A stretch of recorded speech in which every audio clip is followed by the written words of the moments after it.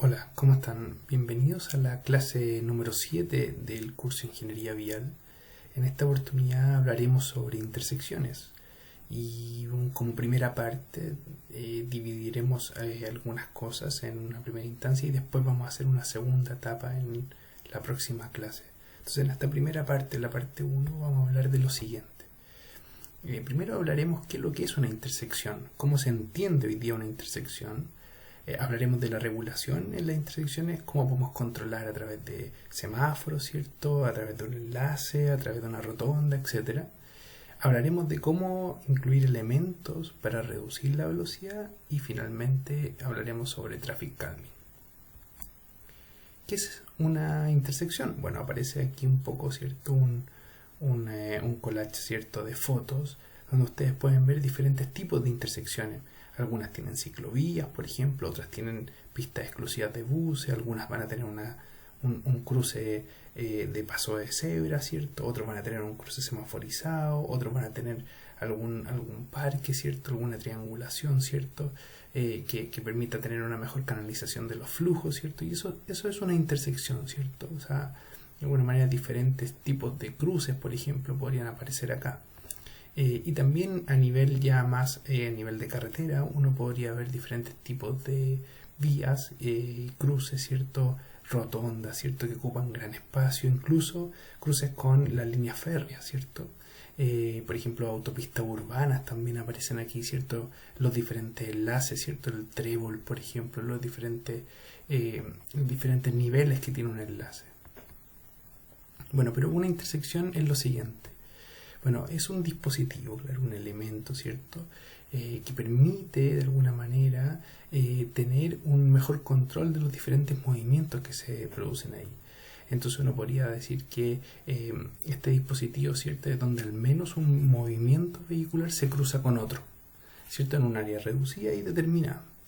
Entonces, de alguna manera la intersección también va a tener el componente de los movimientos, y cada movimiento va a estar dispuesto de alguna manera por el tipo de flujo que se realiza, ¿cierto? Es un flujo que va en el sentido de paso, o sea, sigue sin realizar viraje, o es un flujo que tiene relación con un movimiento, ¿cierto?, de viraje hacia la derecha o izquierda, que también puede ser compartido en algunos casos con el movimiento que va sin realizar ese viraje, ¿cierto? O también puede ser un movimiento que tiene que ver con los flujos de peatones y ciclistas. En ese sentido, en la mayoría de los casos, cuando existen multiplicidad de movimientos, aparecen los conflictos. Y los conflictos están dados por situaciones de convergencia, divergencia y potencialmente conflicto en el mismo cruce o de alguna manera con los virajes. Entonces, obviamente, en la convergencia y la divergencia, bueno, como aparece un poco en la figura ahí, van a haber movimientos, ¿cierto?, que van a separarse, ¿cierto?, o van a unirse, ¿cierto?, y de alguna manera eso va a ir generando ciertos conflictos, ¿ya? Y en el caso de los virajes o cruces, conflictos que son de alguna manera donde vehículos, ¿cierto?, o peatones se empiezan a compartir, por ejemplo, un mismo espacio, ¿cierto?, o entre vehículos cuando se da, por ejemplo, una interacción, ¿cierto?, a diferido tiempo, ¿cierto? O sea, van a ocupar un espacio pero en diferentes tiempos de un semáforo, por ejemplo. Entonces, ¿de qué dependen los conflictos puntualmente? Bueno, por un lado depende del número de ramas que llega a la intersección, ¿ya? Depende del tipo de intersección y de la forma como vamos a regular esa intersección. Y también de la cantidad de movimiento y por ende obviamente del flujo, ¿cierto?, el volumen. Entonces, ¿cuántos vehículos, cuántos peatones, cuántos ciclistas van a estar en la intersección? Teniendo en cuenta eso, nosotros podríamos ver un ejemplo acá, como aparece en la diapositiva. Esta intersección, ¿cierto?, en Santiago, en la calle Pocuro, ¿cierto?, con todo la... Entonces, lo primero que ustedes tienen que mostrar en un mapa cuando identifiquen movimiento y conflicto, primero es identificar el nombre de las calles, indicar el norte, ¿cierto?, y indicar los elementos importantes en la intersección. O sea, acá en este caso, por ejemplo, hay un canal, hay un paradero, hay una mediana, ¿cierto? Luego de eso se identifica también otras cosas, como si existe una ciclovía, por ejemplo, y posteriormente se identifica, por ejemplo, el número de pistas. Entonces ustedes demarcan el número de pistas, ¿cierto? Y cuando ya tienen todo eso, recién ahí ustedes pueden empezar a analizar un poco los flujos. Entonces ustedes van a identificar qué flujos están de acuerdo a cada movimiento. Hay algunos flujos que, independiente del número de pistas, van a seguir derecho, ¿cierto? O sea, sin realizar viraje. Hay algunos que los vamos a separar y vamos a decir, bueno, a mí me interesa analizar ese flujo porque realiza un viraje especial, ¿cierto? A la izquierda o a la derecha. Entonces yo los quiero contabilizar, quiero separarlos del flujo que sigue derecho y por lo tanto los voy a trabajar independiente. Entonces yo genero de alguna manera esa diferencia. Cuando yo ya tengo eso en cuenta y ya analizando de alguna manera los movimientos y los flujos, yo voy a poder después identificar otro tipo de flujo, los flujos peatonales, por ejemplo, ¿ya? Y después de los flujos peatonales, el flujo, por ejemplo, de ciclistas. Dado eso, yo voy a asignar, ¿cierto?, una numeración a partir de cada rama, partiendo del norte con una numeración del 1, la rama siguiente va a ser la del lado derecho, ¿cierto? En este caso es la del oriente, con el número 2, la sur va a ser el número 3 y la poniente va a ser el número 4. De esta manera yo puedo identificar conflictos asociados a los flujos y por ende a los movimientos. Entonces, por ejemplo, el movimiento 4.1 va a estar en conflicto con la ciclovía, por ejemplo, o sea, el movimiento vehicular 4.1 va a tener conflicto con la ciclovía. Entonces yo después le pongo una distinción ahí y puedo poner alguna foto, por ejemplo. Y efectivamente ahí se produce un conflicto de viraje, ¿cierto? Porque se van a encontrar ciertos ciclistas y vehículos en movimiento usando el mismo espacio y tiempo. Y también puedo poner otros conflictos relacionados con otros tipos de situaciones, como por ejemplo paradas de buses, ¿cierto? O de alguna manera que no son formales, ¿cierto? Y paradas que de alguna manera interrumpen el tráfico, por ejemplo, de vehículos, ¿cierto?, que realizan el viraje a la derecha. Entonces el paradero no tiene un adecuado almacenamiento, por ejemplo, y los vehículos entonces se tienen que casi meter el paradero un poco a la zona de la parada para poder realizar el viraje a la derecha, por ejemplo, justo ahí. Entonces el movimiento 3-2 está complicado ahí con conflicto. ¿Se va entendiendo? Entonces esa es la forma como yo voy generando ejemplos de movimiento y conflictos. Entonces, bueno, pero los factores que inciden en las intersecciones van más allá, ¿cierto?, de estos conflictos puntuales que menciono, y tiene que ver con factores humanos. O sea, una intersección va a estar determinada por ciertas condiciones, como por ejemplo las capacidades, ¿cierto?, el uso, el hábito del conductor y el transeúnte. Va a tener también componentes de factores de tránsito, o sea, por ejemplo, volúmenes de tránsito, a qué hora llegan, la distribución que tienen, cuáles son las horas punta y cómo se proyecta durante el día. Además, el tipo de vehículo, es un vehículo liviano, son camiones, ¿cierto? Son buses, por ejemplo. La velocidad, ¿cierto? La operación que tienen del punto de vista de sus relaciones, ¿cierto?, entre vehículos y los transeúntes, ¿cierto? Y con el entorno también, qué pasa con los accidentes también. Hay elementos físicos detrás y eso es súper importante considerar porque está la topografía, ¿cierto? Está este paisaje, ¿cierto? El entorno urbano mismo. Hay que tener ojo acá con lo estético, ¿cierto? Con el tema del drenaje natural de las aguas, por ejemplo, cómo se va adaptando un poco esta intersección, ¿cierto?, a las condiciones, el espacio disponible que tengo alrededor. Si quiero hacer una ampliación, ¿cierto?, quiero ampliar una vía, ¿cierto?, qué espacio disponible tengo. Y obviamente aspecto económico, o sea, cuáles van a ser los costos, cuáles van a ser los beneficios, la mantención de la intersección, ¿cierto?, y cuáles van a ser principalmente su impacto. Entonces son los factores que están detrás de la intersección, van más allá, ¿cierto?, que estos conflictos puntuales, ¿cierto? Ahora bien, dados esos factores, yo voy a poder determinar, ¿cierto?, qué intersección va a tener de alguna manera una regulación, ¿cierto? Entonces uno puede diferenciar tipos de intersecciones y ahí entonces uno puede diferenciar, bueno, las intersecciones van a ser del tipo enlaces, o sea, voy a elegir una intersección del tipo enlace considerando los factores mencionados en la diapositiva anterior, dado que yo voy a querer trasladar ciertos vehículos, por ejemplo, a distintos niveles. Voy a trabajar intersecciones cuando son a un mismo nivel, ¿cierto?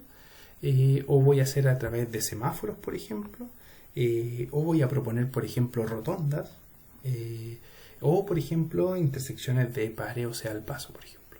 Se fijan, hay toda una escala, ¿cierto?, de tipos de intersecciones dependiendo un poco de los factores mencionados antes y de los conflictos y movimientos que ustedes quieran de alguna manera interactuar o resolver, ¿cierto? Hay diferentes tipos de intersecciones, en este caso se le llama empalmes a los que son del tipo T o Y, y aquí aparecen algunos ejemplos, ¿cierto? Algunos son simples, otros son canalizados, ¿cierto?, que permiten una mejor protección, ¿cierto?, de los vehículos, ¿cierto?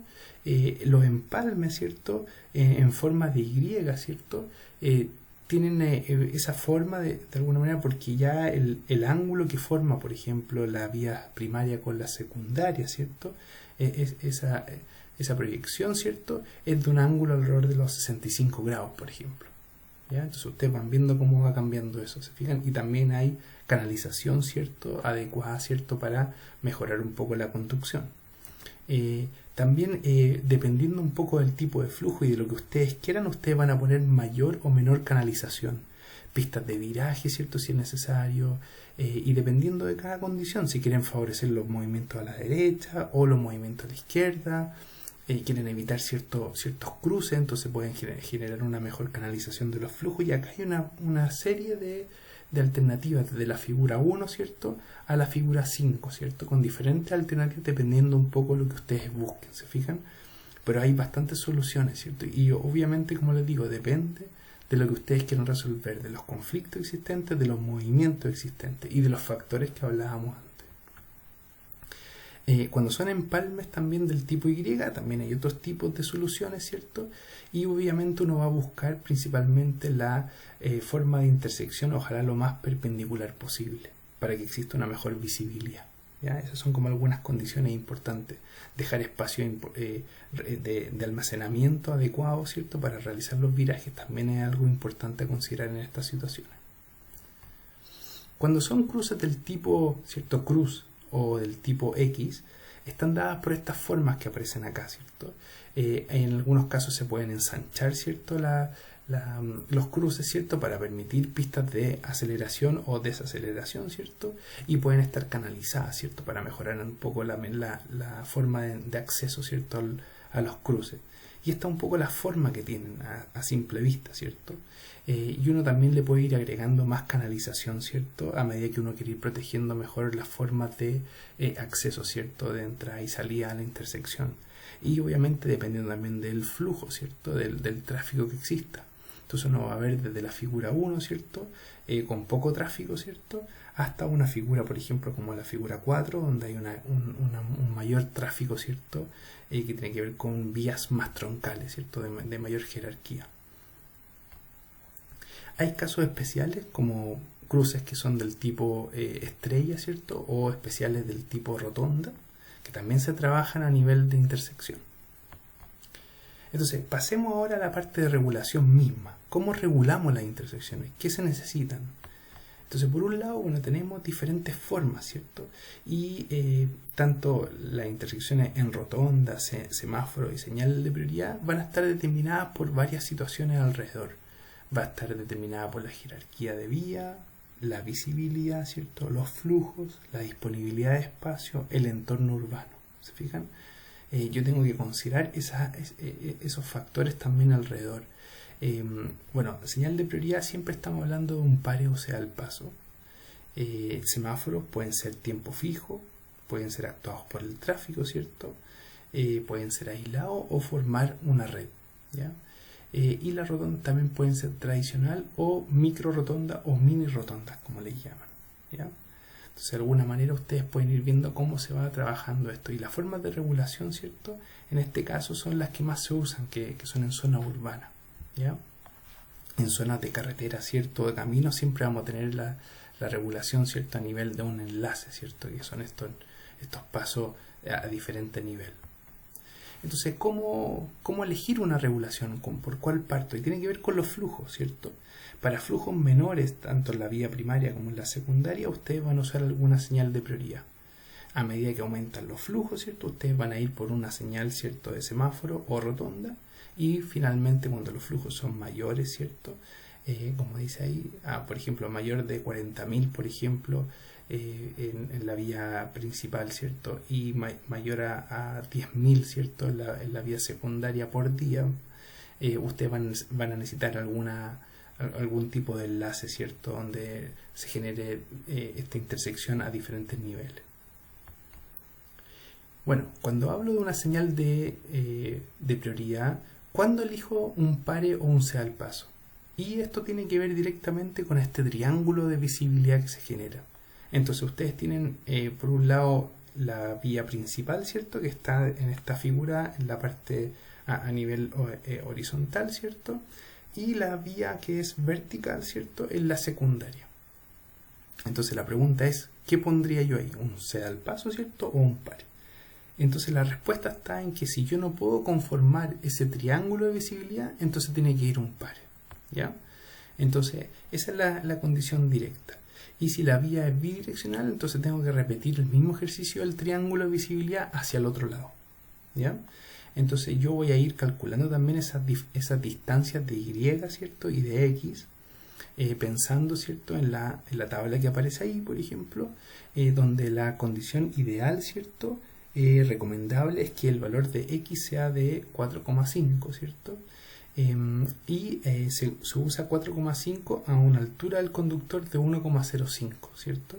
En Chile, bueno, se usa en vez de 4,5 se usa 3 metros, ¿ya? Pero son datos que permiten de alguna manera acercarse a este triángulo de visibilidad, ¿ya? Entonces ustedes para ese valor de X, ustedes van a calcular un valor de Y dependiendo de la velocidad de aproximación del 85% de los usuarios, ¿cierto? El percentil 85, ¿ya? Entonces a partir de ahí ustedes calculan el Y y generan ese triángulo. Si ese triángulo no se permite generar, entonces ustedes pondrían una señal pare, ¿ya? Ahora, ¿cuándo utilizo un semáforo? Bueno, tiene que ver también con varias condiciones. La primera tiene que ver con la cantidad de flujo que existe durante las 8 horas de mayor tráfico. Entonces hay condiciones, ¿cierto?, de flujo tanto en la vía primaria como en la secundaria que se tiene que cumplir para que yo pueda implementar un semáforo. También hay condiciones, ¿cierto?, de las 4 horas de mayor tráfico también. Y también hay condiciones, ¿cierto?, para la vía principal y secundaria dependiendo del tráfico que exista. Por otro lado, también hay una relación del PV cuadrado que se le usa. Y eso tiene que ver con una multiplicación entre el flujo de peatones por hora y el flujo de vehículos por hora, ¿cierto?, elevado al cuadrado.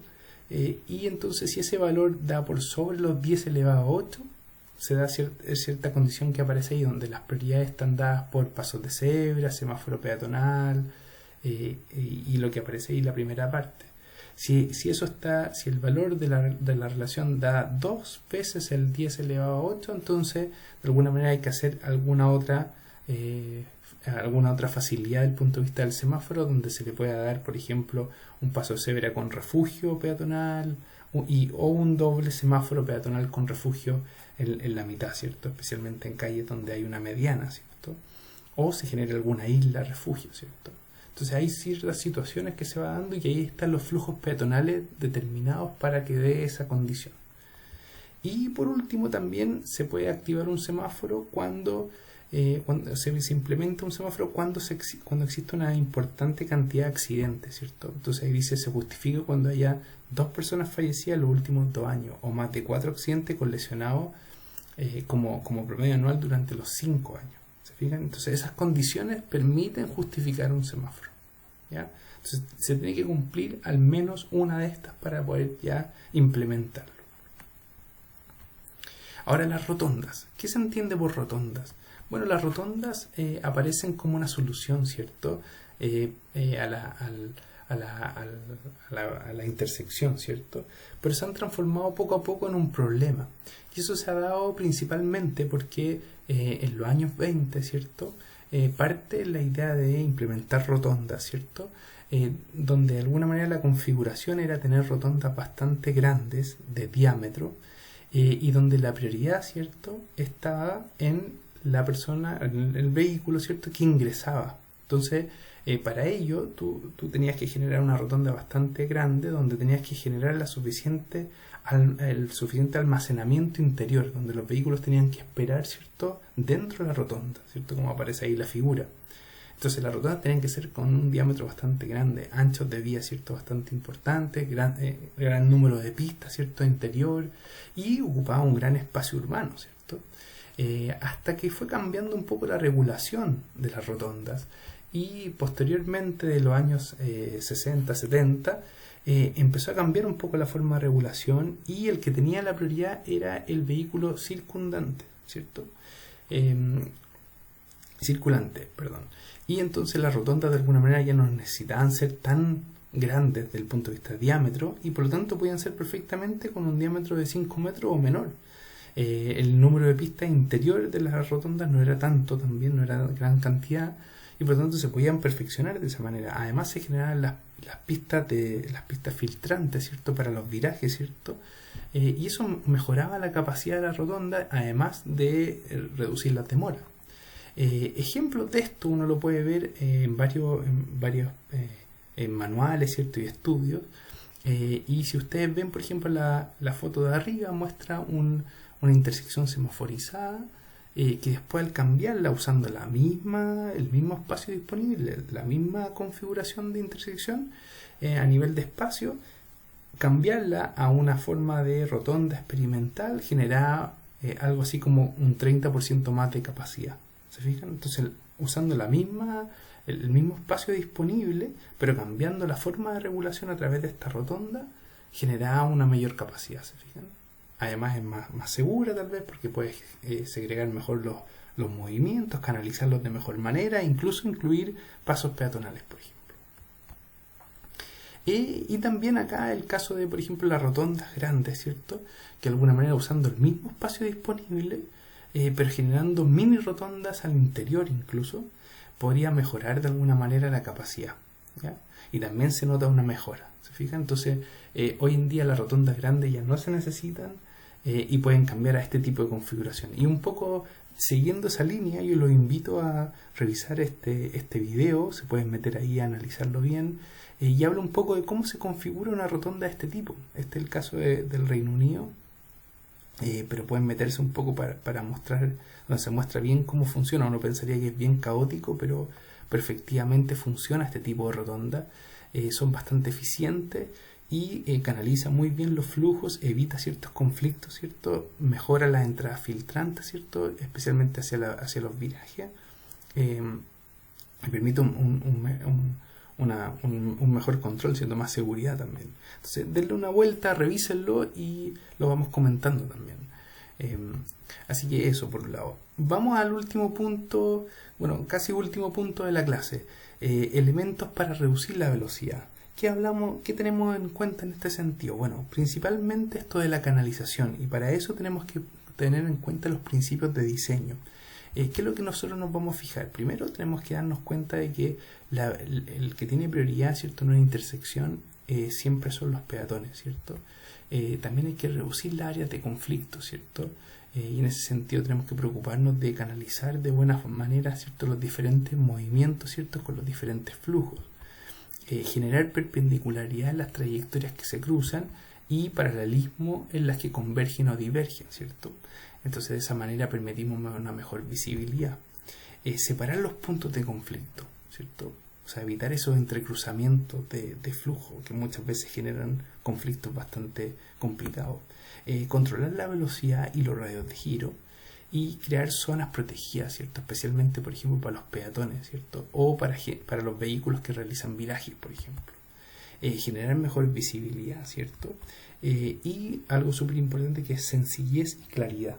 Una intersección que no tiene sencillez y claridad es potencial a accidente, ¿ya? ¿Cómo podemos canalizar una intersección? Bueno, los objetivos, como un poco mencionábamos, están relacionados con lo que aparece ahí, ¿cierto? Segregamos flujos, buscamos seguridad, visibilidad, impedimos movimientos prohibidos, ¿cierto? Y controlamos los ángulos y la velocidad, ¿cierto? ¿Cómo lo hacemos, cierto? Bueno, hay diferentes formas de canalización.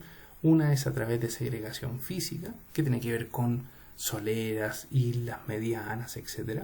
Y otra con una segregación más virtual, que tiene que ver con una señalización, demarcación, uso de tachas o tachones, ¿ya? Entonces, de esa manera uno va generando esta canalización de los flujos. Bueno, ejemplos hay diversos, aquí les pongo algunos, y aquí marco un poco el antes y el después, ¿cierto? O sea, si ustedes se fijan, el antes y el después es totalmente diferente, ¿cierto? Desde el punto de vista de la canalización de flujo. Hay pistas exclusivas de viraje, ¿cierto? Hay una mediana, ¿cierto?, que permite una mejor canalización, una zona de espera para los peatones, se genera una pista de viraje a la izquierda. Entonces, hay diferentes facilidades que se les da tanto a los peatones como a los vehículos para mejorar de alguna manera la intersección y canalizarla de mejor manera los flujos, ¿cierto? Y por lo tanto, de alguna manera, reducir los conflictos. También aquí el segundo ejemplo, el antes y el después, es buscar ese control de velocidad en la intersección generando un cruce mucho más perpendicular, ¿se fijan? Y es simplemente haciendo esa mejora, ¿cierto?, en el cruce, ¿cierto? O sea, es algo súper de bajo costo, pero puede tener un gran impacto. Y también hay otro ejemplo, ¿cierto?, con el uso de estacionamiento, ¿cierto? Muchas veces los estacionamientos no permiten tener una buena visibilidad en el cruce y por lo tanto eliminar los estacionamientos próximos al cruce es adecuado, ¿cierto?, para mejorar esa visibilidad. Y también generar islas, ¿cierto?, para permitir de alguna manera la reducción de velocidad o incluso cruces peatonales, ¿cierto? Entonces eso también ayuda de alguna manera. Un cruce peatonal sin una protección es bastante... los peatones se ven expuestos mucho más a potenciales accidentes que con alguna isla o alguna protección donde el vehículo siente que tiene que bajar de velocidad, ¿ya? Entonces, ejemplo de este tipo de islas, ¿cierto? Uno puede encontrar de este tipo, ¿cierto? Hay que generar espacios de almacenamiento de peatones para lograr densidades, ¿cierto?, de diseño de 1,5 peatones por metro cuadrado. Esa es la densidad para diseñarlo. Y uno va teniendo diferentes tipos de, ¿cierto?, de espacios, ¿cierto? El ancho, ¿cierto?, de la pista es de algo así como 3 metros y 3,6 metros o algo así. Y uno también deja un espacio, por ejemplo, para una ciclovía, ¿cierto? Algo así como unos 2 metros de espacio, ¿cierto? Entonces ese es un ejemplo. Ahora, uno puede ver ese tipo de soluciones también en otros casos, como acá en Santiago, donde se generan en los cruces, ¿cierto?, con macetas, ¿cierto? Esa posibilidad, ¿cierto?, de almacenaje, ¿cierto?, para que los peatones de alguna manera sientan que el cruce en el paso de cebra, ¿cierto?, se hace más protegido, ¿ya? Y por lo tanto no se hace tan largo, ¿cierto?, tan expuesto, ¿cierto?, a algún accidente de los vehículos, ¿cierto? Entonces ese tiempo de cruce se reduce para el peatón y por lo tanto es más seguro, ¿ya? Además el vehículo, ¿cierto?, al llegar al cruce se ve con una pista más angosta y por lo tanto reduce su velocidad. Otros ejemplos, ¿cierto?, desde el punto de vista de canalización de flujo a nivel de tramos rectos, y estas islas, ¿cierto?, que se generan de alguna manera permiten una mejor canalización y más protección hacia el peatón. Entonces esto se da, por ejemplo, en el caso, por ejemplo, de tramos rectos, como decía, donde se ponen, por ejemplo, esta isla, y en el caso de los buses, ¿cierto?, los autos, ¿cierto?, pueden bajar la velocidad, ¿cierto? Entonces ahí están un poco las dimensiones que debiera tener tanto esta isla, ¿cierto?, como el ancho de las pistas, ¿ya? Y la distancia entre cada una de estas islas, ¿se fijan? Obviamente eso va a variar un poquito si son buses o autos, pero de alguna manera la idea es ir generando este tipo de soluciones de forma integral, ¿cierto? Ahora también hay demarcación necesaria cuando se hacen cruces a mitad de cuadra, y esa demarcación va a estar dada si es que un semáforo o bien un cruce de paso de cebra, ¿cierto? Y esa demarcación está dada en los manuales, ¿cierto?, de señalización de tránsito. También se usan las tachas, ¿cierto?, que son reflectantes importantes para poder generar esta demarcación. Entonces son demarcaciones de color blanco, ¿cierto?, y tal como aparece ahí las dimensiones, ¿cierto?, que están ahí en centímetros. Las chicanas también son una solución muy importante para la canalización de flujo, donde los vehículos se ven obligados a hacer un zigzag y por lo tanto tienen que reducir su velocidad.